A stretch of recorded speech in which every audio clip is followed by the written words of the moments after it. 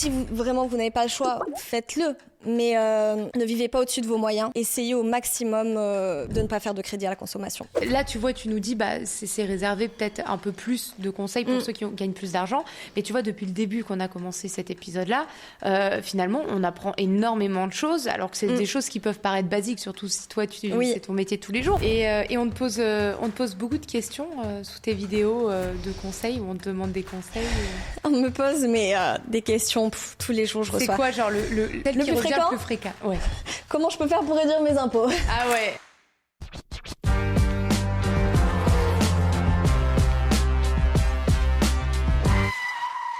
Drift, un podcast soutenu par D-Labs où celles et ceux que nous suivons au quotidien racontent leurs déclics. Je suis trop contente d'avoir Anna-Marie au micro de Drift aujourd'hui et elle va se présenter puisqu'elle sait le faire beaucoup mieux que moi.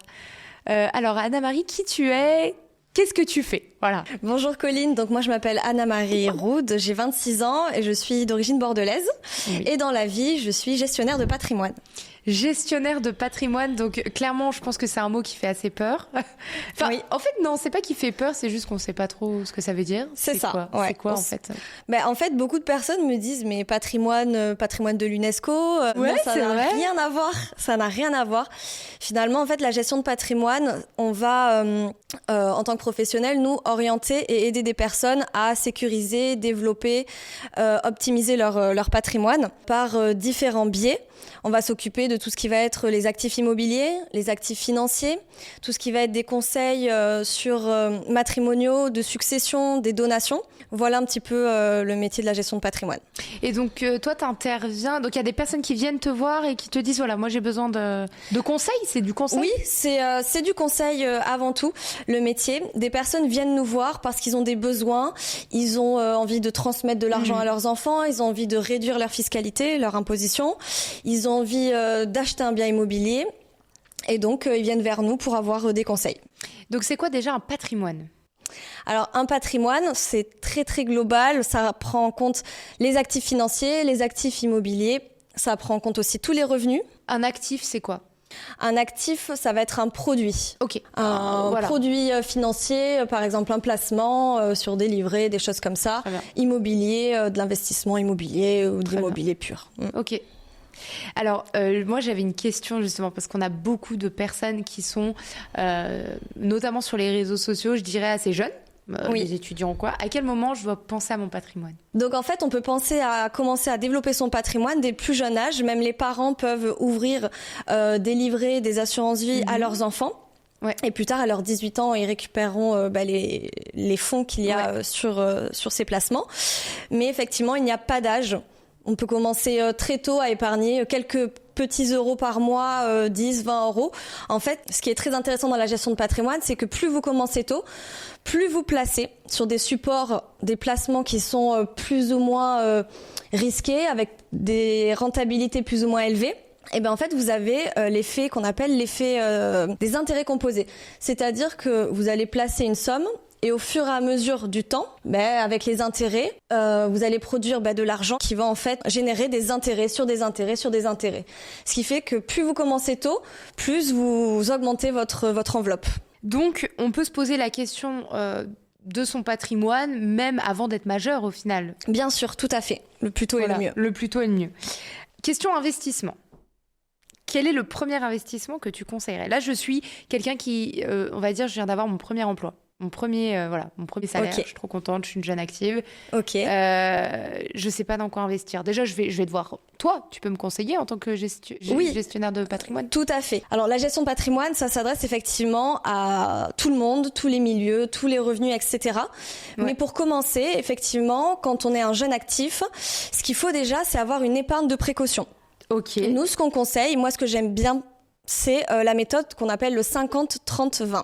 C'est une méthode, en fait, où vous avez donc 100% de vos revenus et vous allez séparer, en fait, pour vous organiser et faire développer votre épargne avec cette méthode-là. Donc 50, vous allez mettre 50% de vos revenus pour payer, le loyer, les assurances. Après, vous allez mettre 30% dans les loisirs, les voyages et puis les 20% restants, l'épargne. Et en fait, l'objectif, c'est quand même d'avoir, et ce qu'on conseille nous dans la gestion de patrimoine, 3 à 6 mois de charges de côté. C'est-à-dire que vous avez un loyer de 1 000 € plus des charges mensuelles fixes.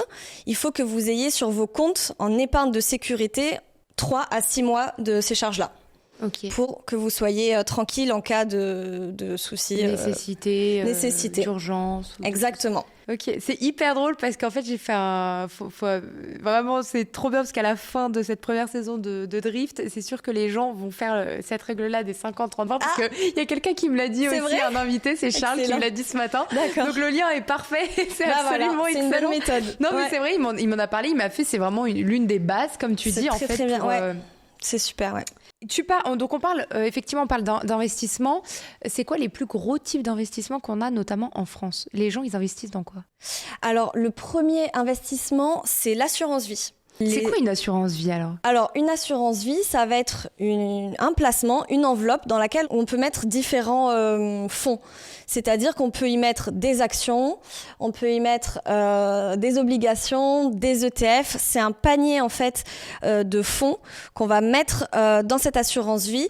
Et tout ça, ces fonds-là vont être choisis en fonction en fait du profil de risque. Donc si vous êtes quelqu'un de plutôt prudent, on va pas prendre beaucoup de risques, donc on vous fera pas investir que sur de l'action ou des choses comme ça. Par exemple, pour des profils équilibrés, on va prendre un peu plus de risques. Donc, on mettra peut-être 50% de fonds euros, 50% d'actions, d'obligations, d'ETF, etc. Et un profil dynamique, quelqu'un qui a envie de prendre du risque, donc qui met beaucoup plus de produits, de fonds à risque. Voilà. Donc, une assurance vie, ce qui est très intéressant et pourquoi les Français l'adorent, c'est parce qu'il y a surtout un avantage fiscal qui est hyper intéressant aujourd'hui sur ce placement. C'est-à-dire qu'en fait, j'entends beaucoup de personnes dire oui, l'assurance vie, mais c'est bloqué pendant 8 ans. Oui, c'est un mythe, ça. Exactement, c'est un mythe. Ouais. Et ce mythe-là est totalement faux. Okay.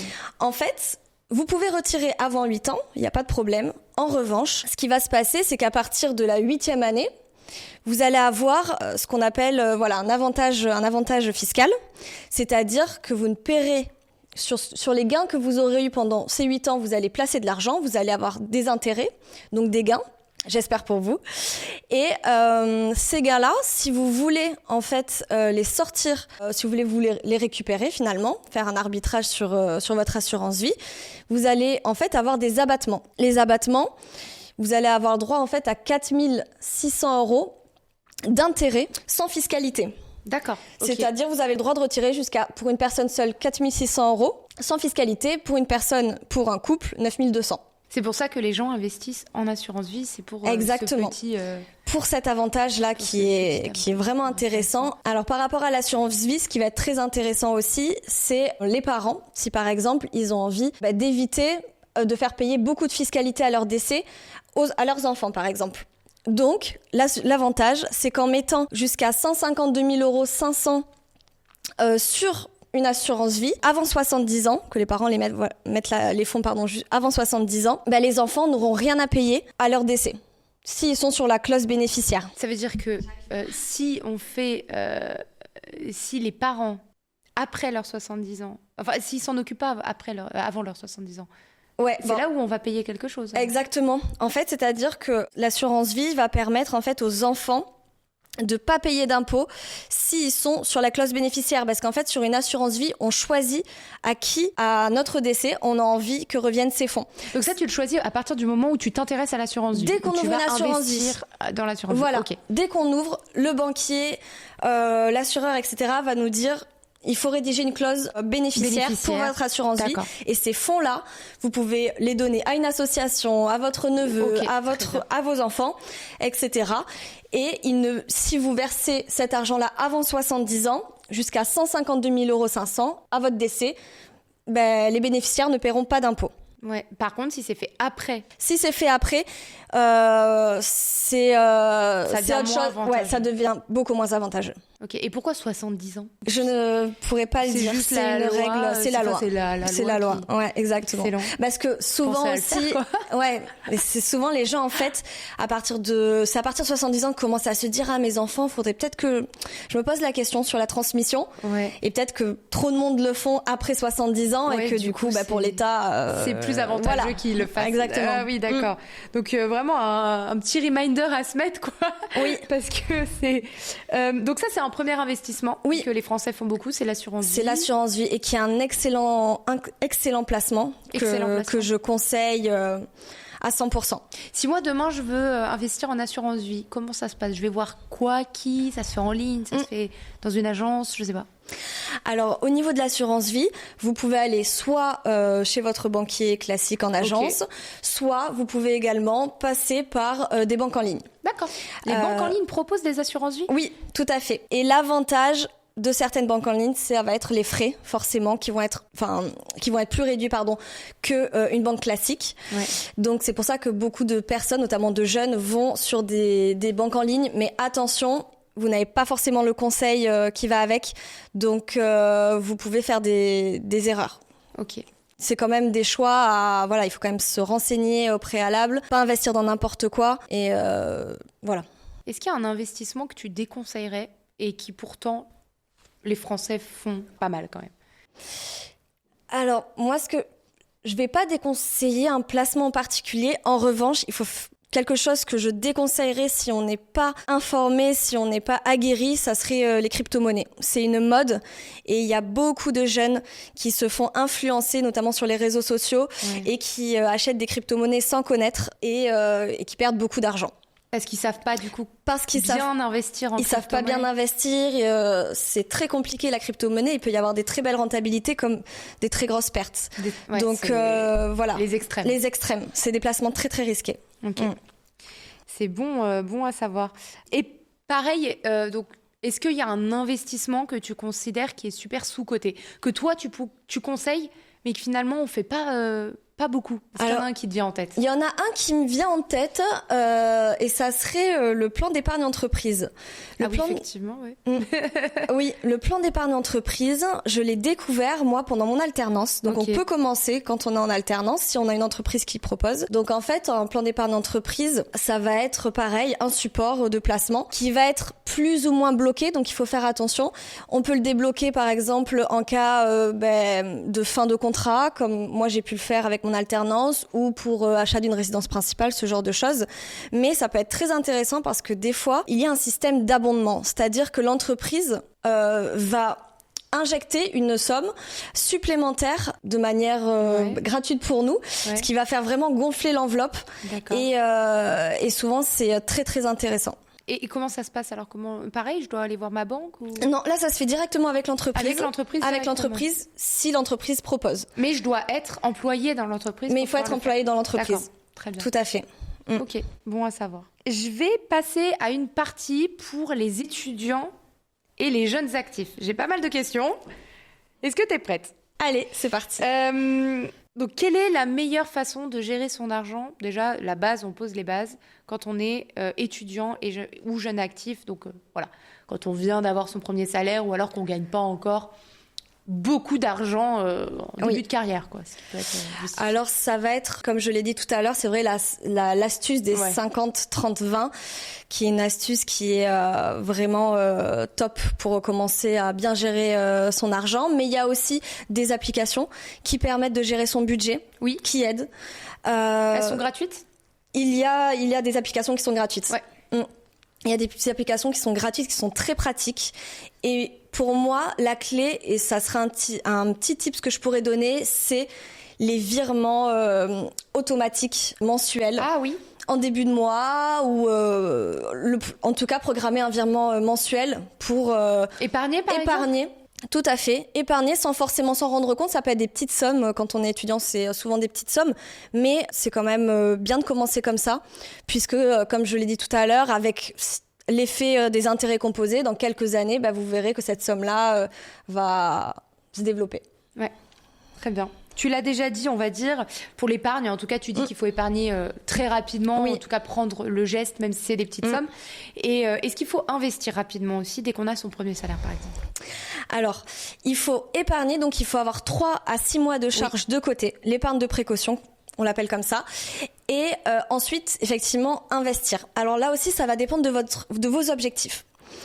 Si par exemple, vous terminez vos études et vous avez vraiment envie d'investir dans l'immobilier, de vous acheter votre résidence principale ou une résidence que vous mettrez en location, il va falloir pas se tromper dans le choix des placements pour pas que ça soit, entre guillemets, pas bloqué, mais que vous soyez embêté parce que les banques, si vous souhaitez faire un achat immobilier, demandent en fait de l'apport.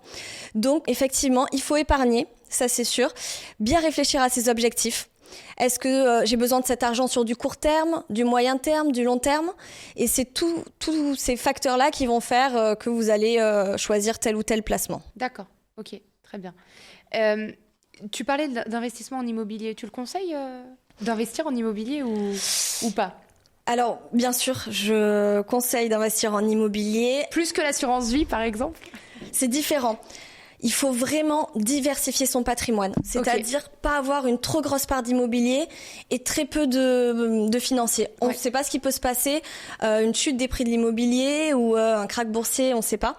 Donc il faut vraiment se diversifier, pas avoir tout son argent sur un seul support, comme l'immobilier par exemple. Mais oui, tout à fait, je conseille d'investir en immobilier, mais en prenant de grandes précautions, en étant informé, formé, parce qu'il ne faut pas se tromper. Ouais. Il ne faut pas se tromper et faire appel à des professionnels. À ce moment-là, ça peut être aussi intéressant. Est-ce qu'on fait des erreurs financières en début de carrière? Est-ce que toi, tu as remarqué, ou même dans des commentaires sous tes vidéos, je sais pas, des gens qui font des erreurs? Alors, au niveau des erreurs financières, il peut y en avoir plusieurs. C'est-à-dire, par exemple, investir sans s'être formé, ce que j'ai dit juste avant. Ouais. Par exemple, la crypto-monnaie. Par exemple, la crypto-monnaie. Ou investir dans l'immobilier sans avoir calculé les rentabilités. Ouais. Et là, on peut vraiment se planter, faire un très très mauvais investissement. Mal gérer son budget dès le départ. Ça, c'est des erreurs. Ne pas avoir calculé les coûts, son budget et se retrouver en difficulté. Ça, c'est des erreurs financières courantes. Ouais. Quand tu dis calculer la rentabilité du bien immobilier, ça veut dire quoi ? Alors, calculer la rentabilité du bien, c'est-à-dire, en fait, c'est comme si, par exemple, vous placiez sur vos livrets, et vos livrets, tous les ans, vous rapportent des intérêts. Et bien là, ça va être un petit peu la même chose avec l'immobilier.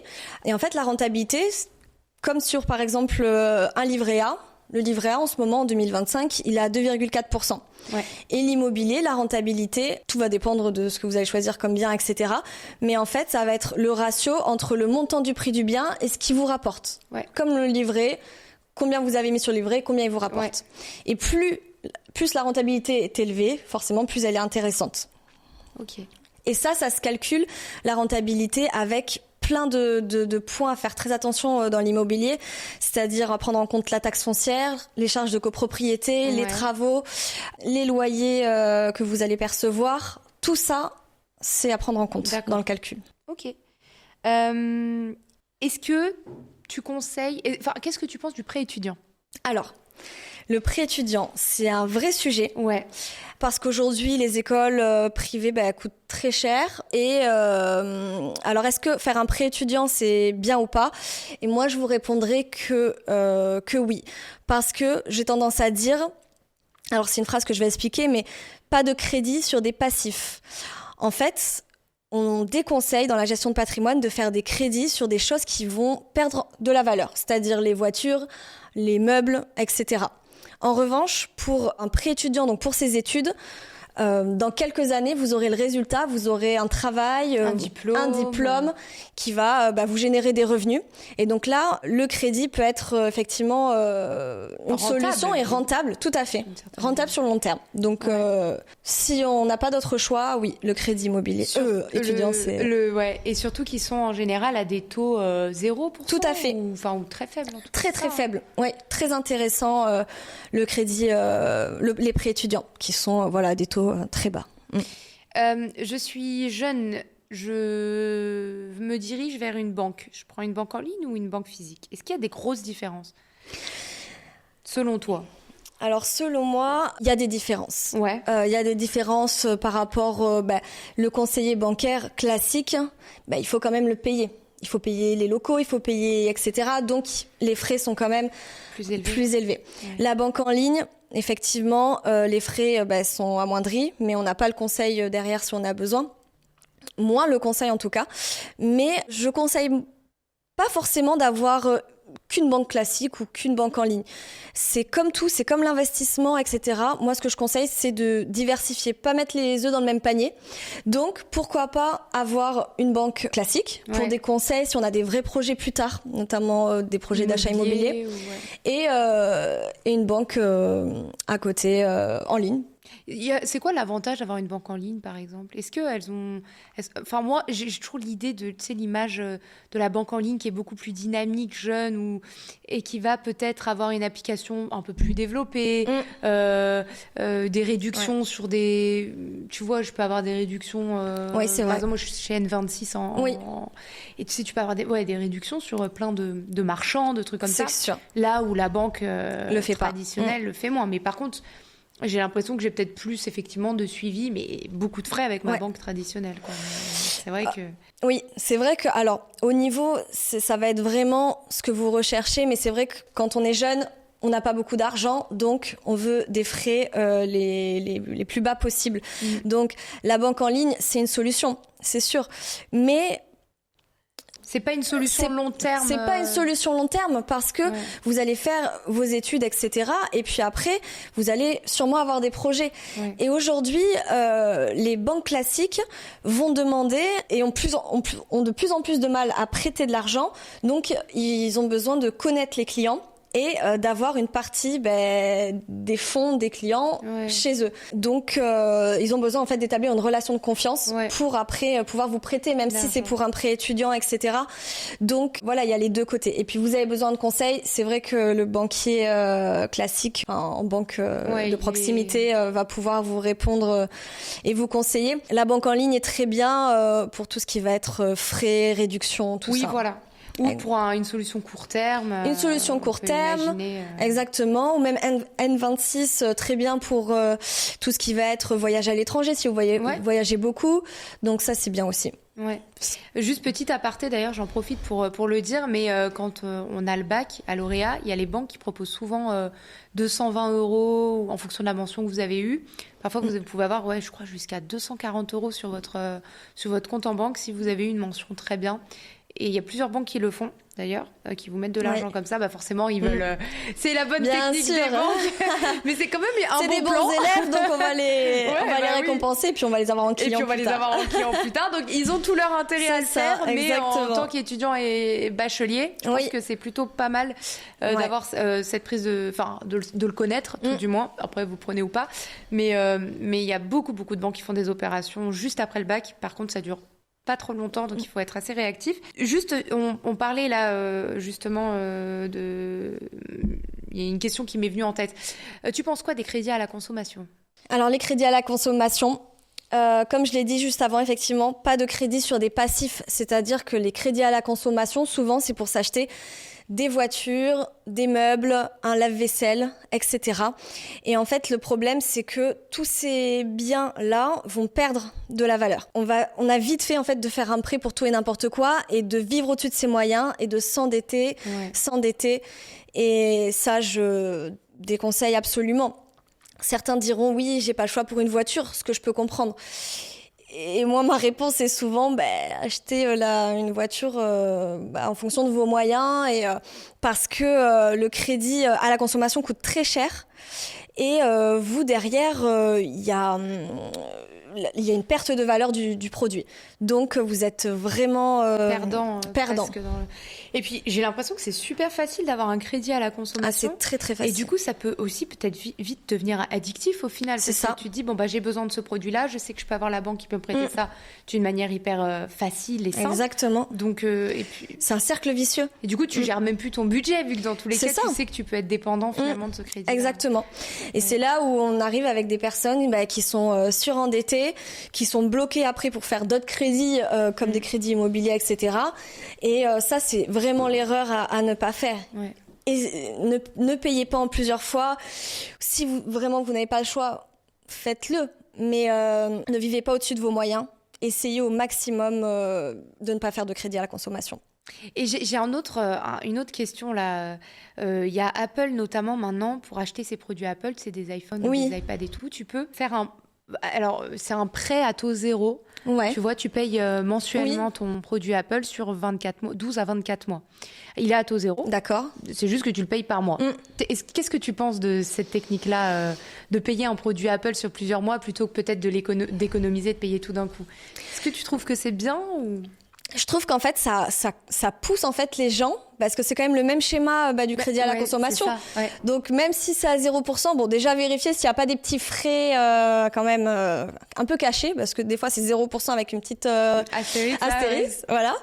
Et puis non, c'est en fait c'est prendre de mauvaises habitudes, tout simplement. Si on part sur ce schéma-là, on pourra après le refaire pour autre chose et il faut éviter. Parce qu'en fait, je pense dans nos têtes, ça fait on paye mensuellement. Ouais. Donc ça paraît moins cher. Ça paraît moins cher. Mais au final, au bout de 24 mois, on fait vite le calcul. J'ai l'impression que 24 mois, c'est rien, mais c'est quand même 2 ans, quoi. C'est 2 ans. Pour payer un iPhone. Pour payer un téléphone qui peut se casser du jour au lendemain, etc., qu'on peut vous voler ou... Puis quand tu as fini de le payer, tu dois en repayer un. Parce que exactement. Il arrive en fin de vie. Ouais. Non, sur les téléphones... Non, mais c'est bon à savoir, parce qu'ils viennent de... En fait, ils l'avaient enlevé. Je savais pas. Et ils l'ont remis, en fait, très récemment. Et je me suis toujours demandé, mais est-ce que c'est pas un piège à la consommation pour te faire en fait, c'est ça. Les gens n'ont pas les moyens, mais ils l'ont pour tout. Et ils le savent en plus. Ouais, c'est ça. Ils le savent. Non, mais ils savent. On veut leurs produits, bien sûr, et on peut l'avoir maintenant à n'importe quel prix du coup. Ouais. Alors maintenant des petites questions pour les jeunes couples. Compte joint ou compte séparé déjà quand on vient de se mettre en couple, on va dire qu'on habite ensemble parce que c'est là où en général on se pose la question du compte joint, compte séparé. T'en penses quoi, toi? Surtout quand on a des salaires qui sont différents. Oui. Alors, compte joint ou compte séparé? Alors, ça, c'est un vrai sujet. Ouais. Mais c'est un sujet qui vraiment... Il n'y a pas de règles. Je pense qu'il n'y a pas de règles par rapport à ce sujet-là. Et ça va vraiment dépendre de l'éducation de chacun, des valeurs de chacun, de la façon de voir les choses. Moi, j'aurais tendance à dire, effectivement... Alors, s'il y a vraiment une différence de salaire... En fait, ça va être de la discussion dans le couple. Enfin, c'est de la discussion dans le couple. Nous, on va pas... chacun fait ses petites affaires, entre guillemets. Et nous, on peut conseiller. Ce qu'on va conseiller, nous, de manière générale, c'est un compte commun pour les charges fixes. Au niveau de la gestion, les courses, le loyer, les assurances, voilà. Et puis après, tout ce qui va être les loisirs, etc., ou ces charges perso, tout ça, un compte personnel, séparé.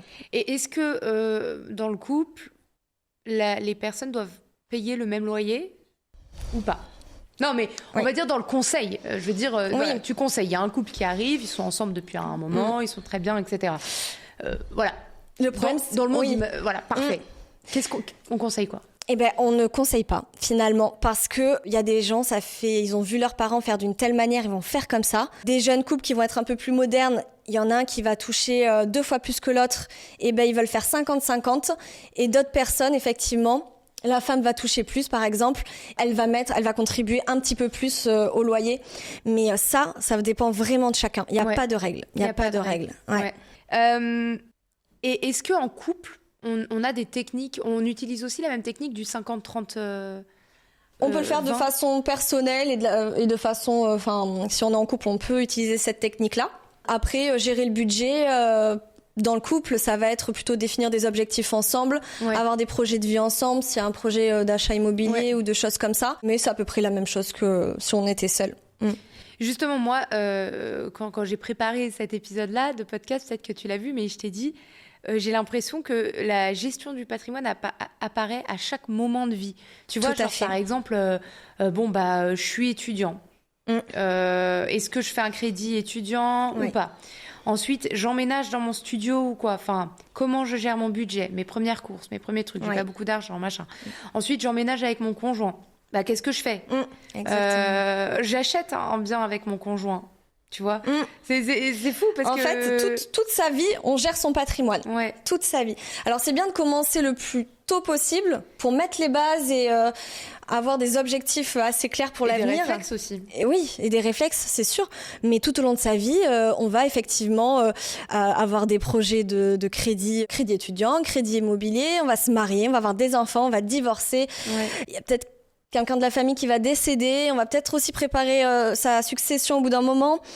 Donc, tout au long de sa vie, la gestion de patrimoine, on en a besoin. Mais c'est fou parce que j'ai en même temps l'impression qu'on n'est pas du tout éduqué à gérer son patrimoine. Tu vois ce que je veux dire ? Ah, c'est sûr. J'ai l'impression que ça arrive... moi, tu me dis gestion du patrimoine, je pense à des darons, quoi. Je pense pas à moi ou à des plus jeunes. Oui. Tu vois, moi, à 18 ans, je n'étais pas là. Je vais gérer mon patrimoine. Hein. Oui. J'étais là, je vais en cours et puis voilà, quoi. Oui. Mais la gestion de patrimoine, en fait, c'est un mot qui est hyper vaste, qui fait peur souvent. Ouais. Effectivement, on parle de gestion de patrimoine pour des gens qui ont beaucoup d'argent. C'est vrai que c'est le cas, parce que ces personnes-là ont vraiment besoin d'un accompagnement et des conseils quand même qu'ils trouvent pas forcément sur le marché, j'ai envie de dire. Donc là, il y a un vrai sujet, mais la gestion de patrimoine, c'est au quotidien. Ah oui. Ça commence de faire sa fiche des impôts, oui. etc. Gérer ses investissements, enfin ses placements, ses livrets, ses assurances vie, etc.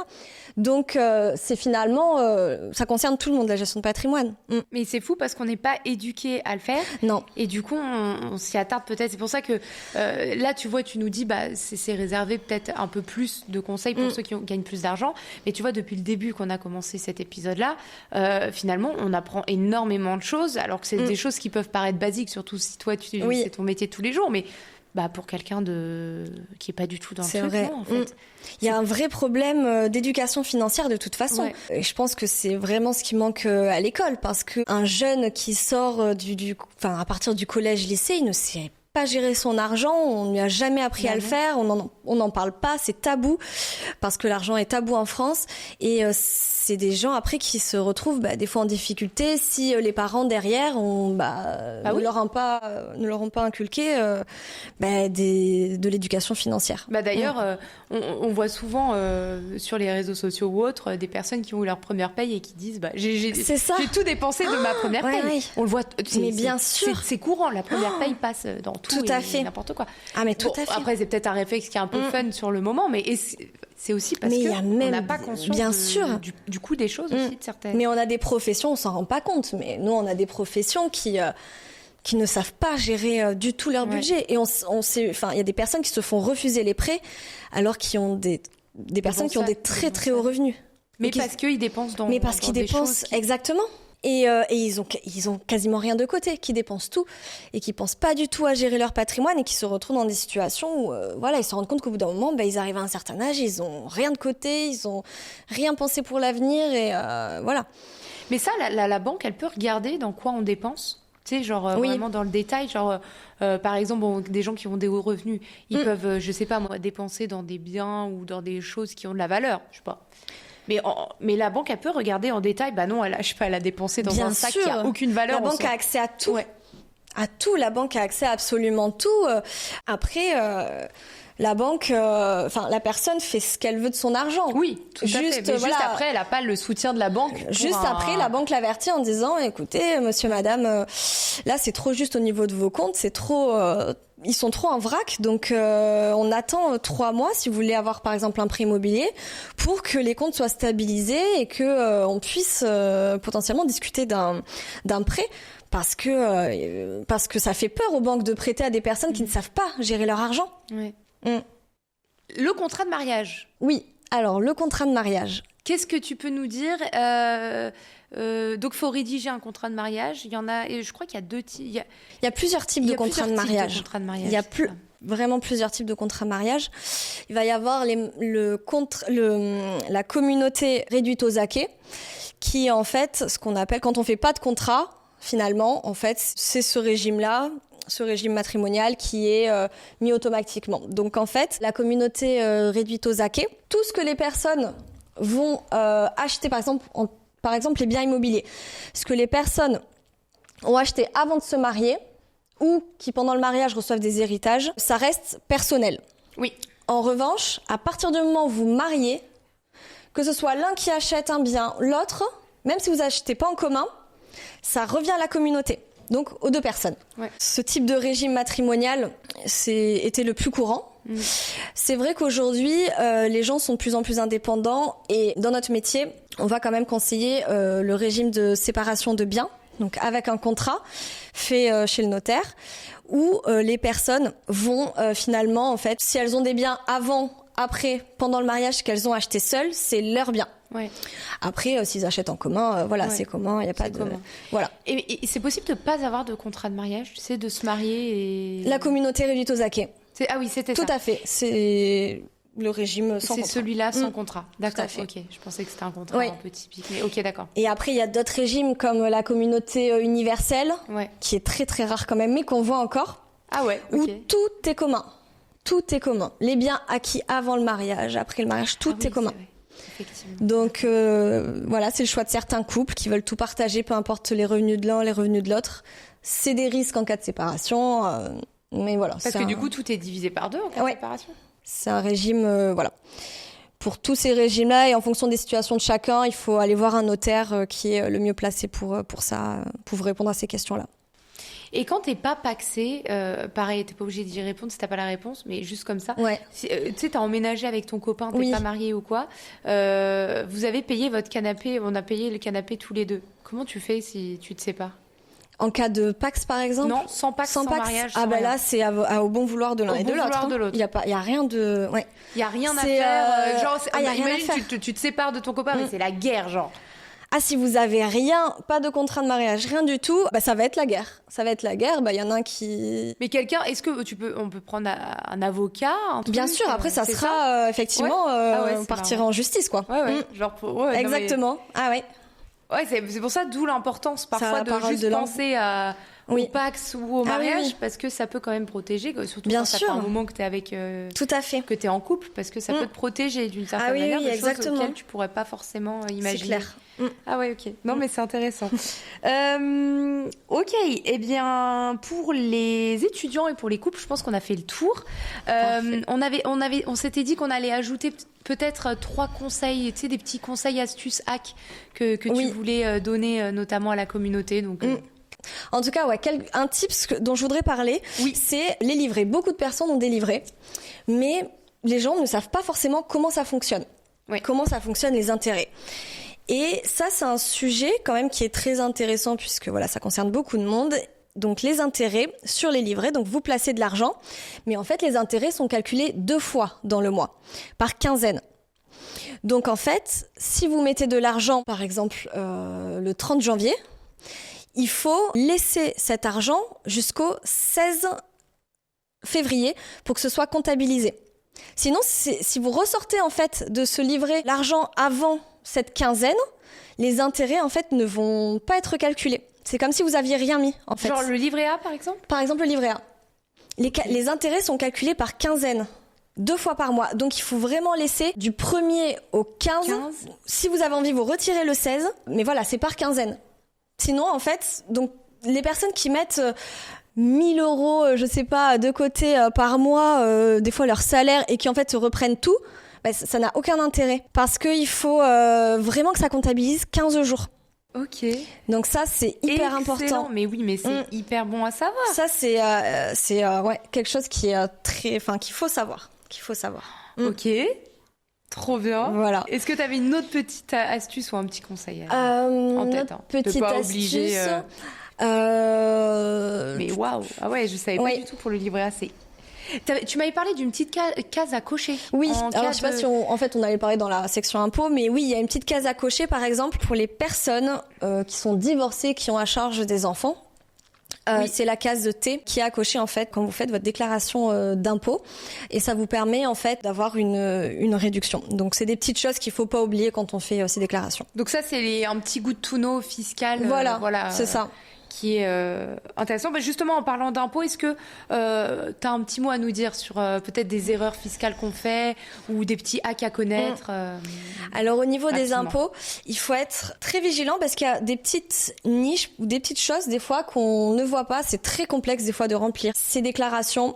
Et oui. ouais, donc il y a plein de choses en fait à savoir. Par exemple, il peut y avoir tout ce qui va être les déductions fiscales. Si par exemple vous habitez loin de votre lieu de travail, vous allez pouvoir en fait déduire vos frais de déplacement. Donc en fait, il y a un abattement qui se fait automatiquement quand vous déclarez, quand vous faites votre déclaration. Au niveau de vos revenus, il y a 10% qui s'enlèvent de vos revenus automatiquement. Mais ce 10%-là, ils se met automatiquement. Mais il y a des personnes qui font beaucoup de routes et en fait, ces frais-là peuvent être déduits des revenus, ce qui fait vraiment baisser en fait la base imposable, ce qui finalement vous fait baisser vos impôts au final.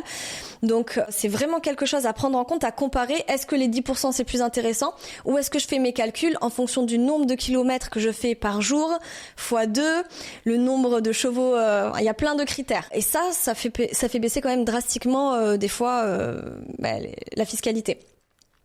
Voilà par rapport à ça. Après, il va y avoir, si vous avez des enfants par exemple, tout ce qui va être les frais de scolarité. Vous avez des enfants scolarisés, vous pouvez aussi faire baisser vos impôts grâce aux frais de scolarité.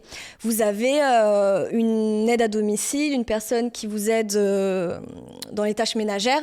Vous pouvez aussi déduire ça, le noter sur votre feuille d'impôt et ça vous fera baisser aussi la fiscalité. Mais ça, en fait, si on le fait pas, personne ne le fera à notre place. Personne ne le fera. C'est-à-dire que c'est à nous de le savoir. Oui.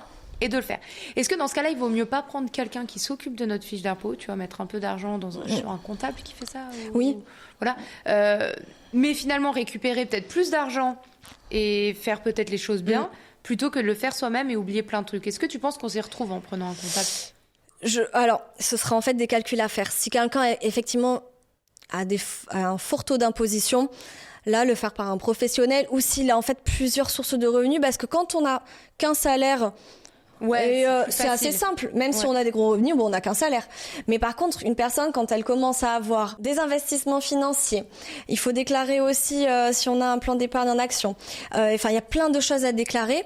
Si on fait des dons aux œuvres, si on a effectivement un jardinier, enfin, dès que ça commence, dès qu'il y a plusieurs facteurs comme ça, je pense qu'il faut faire appel à quelqu'un pour éviter de se planter ou d'oublier des choses.